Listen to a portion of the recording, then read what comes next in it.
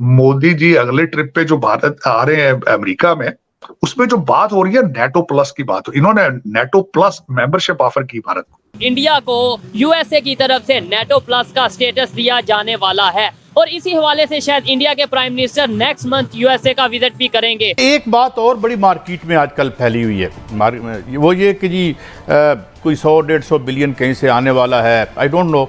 अगर हम electricity prices की बात करें तो वो उनका नाम सुनकर के मुझ जैसे आदमी को चीखें मारने को दिल करता है। ये एसी जो इस स्टूडियो में लगा रखा है ये भी जबरदस्ती चलाता हूं, हालांकि दिल नहीं करता। जो मुल्क और उसका वज़ीर आज़म और उसका जो वज़ीर ख़जाना है वो छोटे छोटे कर्ज़ों के लिए वो लाइनों में लगे हुए हों, वो कहाँ से 100 या 150 अरब डॉलर, ये बात करते हुए सोचना चाहिए। अगर कोई ये सोचता है कि इस पाकिस्तान को मैं अकेले ही लेके चलूंगा तो ये उसकी सबसे बड़ी भूल है। एक जफर इलाली साहब हैं जो डिप्लोमेट हैं, पहले तो उनको ऐसा लगता था कि घोड़े पे बैठ के तलवार निकाल के जीएचक्यू के अंदर घुस जाएंगे किसी दिन।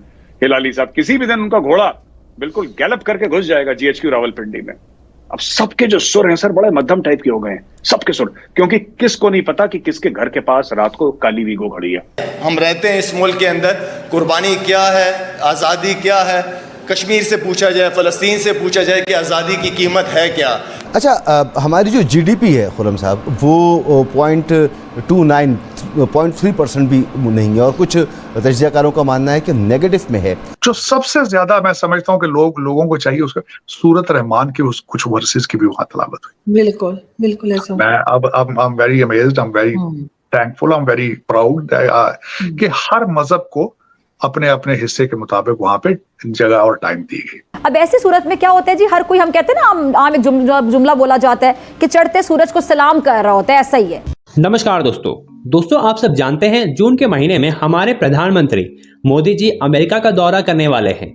लेकिन दोस्तों, इस दौरे के पहले ही अमेरिका की तरफ से एक और बड़ी खबर हम सबके सामने आ रही है और वो ये है कि अमेरिका के चाइना सेलेक्ट कमेटी ने अपने सरकार और पार्लियामेंट से रिक्वेस्ट की है कि भारत को भी नेटो प्लस का मेंबर बना लिया जाए। और उन्होंने ये भी कहा है कि भारत के बिना नेटो प्लस ग्रुप का कोई महत्व नहीं है और भारत के लिए हमेशा से नेटो के दरवाजा खुले रहेंगे। जब भारत चाहे तब नेटो कंट्रीज को ज्वाइन कर सकता है।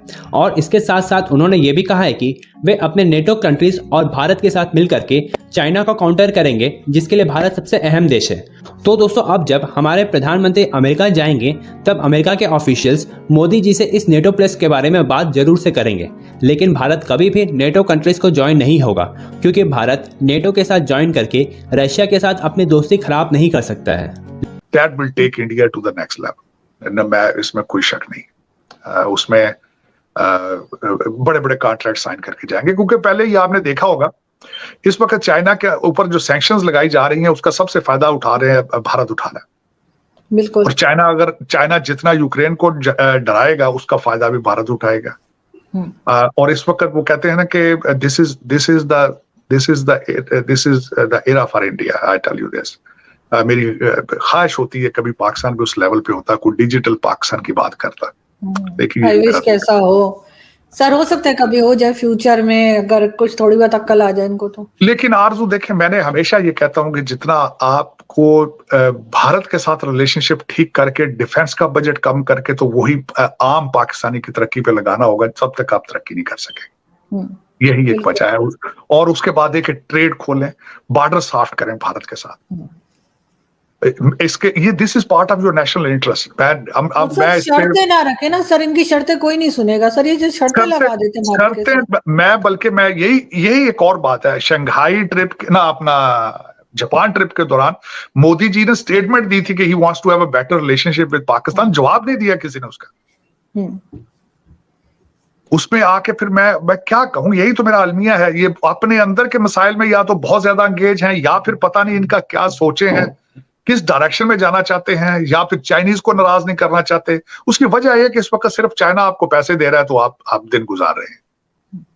अमेरिका ने तो आपको बिल्कुल छोड़ दिया। You are not relevant for America. मुझे तो सिर्फ यही एक समझ आती है कि आप मोदी जी का जवाब इसलिए नहीं देते कि शायद चाइना नाराज हो जाएगा तो वो चाइना अपना हाथ पैसों से रोक लेगा। लेकिन somehow you have to come up with some kind of solution। तरक्की करनी है तो आपको इंडस्ट्रियल रेवोल्यूशन चाहिए। आपको बच्चों को आईटी की तालीम, मैथ और इंग्लिश पढ़ाना होगा। आप अपने बच्चों को पढ़ा लेते हैं लंदन में, तो गरीब के बच्चे का क्यों नहीं सोचते आप?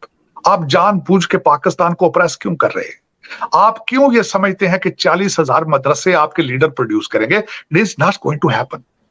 बिल्कुल, it is not going to happen. आप ये खासकर अपने बच्चे लंदन अमेरिका में पढ़ाते हो, समझते हो तुम कि Pakistan, who cares about Pakistan?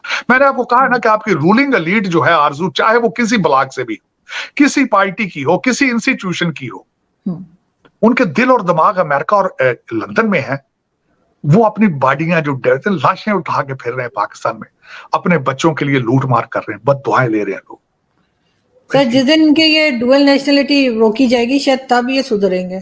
मैं आपको यहाँ पे ये जरूर बताना चाहूंगा, आरजू भारत के अंदर डुअल सिटीजनशिप जो है उस पे ऊपर पाबंदी है कि वो लोग अपनी वहां पे एडमिनिस्ट्रेशन में सर्व नहीं कर सकते। ये पाकिस्तान तो फिर ये ना कि ये मैंने आपको साले और बहनोई की गेम है, एक साला एक जगह एक दूसरे के साथ मिले में चिट्ठा बैठा इनका मिला हुआ। चले अगले जो मेरा अगला टॉपिक था, मैं बात करना चाहता कि भारत के अंदर जिस तरह उन्होंने अपनी नई बिल्डिंग का इफ्तिताह किया, it was a wonderful event. मैंने उसको बड़ा क्लोजली वॉच किया। पुरानी बिल्डिंग जो थी 1921 में उसकी कंस्ट्रक्शन स्टार्ट हुई थी, 1927 में मुकम्मल हुई थी। उसमें सीटिंग 790 एमपीज बैठ सकते थे पिछली बिल्डिंग। अब उस बिल्डिंग के हालात ठीक नहीं थे उसमें। अब वो अब एज की वजह से उसकी चीजें आ रही थी कि इतनी पुरानी बिल्डिंग है, 100 साल के ज्यादा।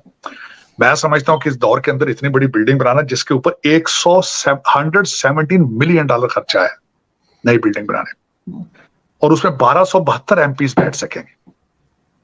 और उसमें जो उन्होंने बताया, उन्होंने जो डिजाइन बनाया है, पहले तो पीकॉक डिजाइन है जो वो सारी ओवरऑल जो सीटिंग बैठेगी, और उसके बाद लोटस जो अपर हाउस है वो उसका लोटस की शक्ल होगी, फ्लावर फूल की, क्योंकि लोटस भारत का नेशनल फ्लावर है।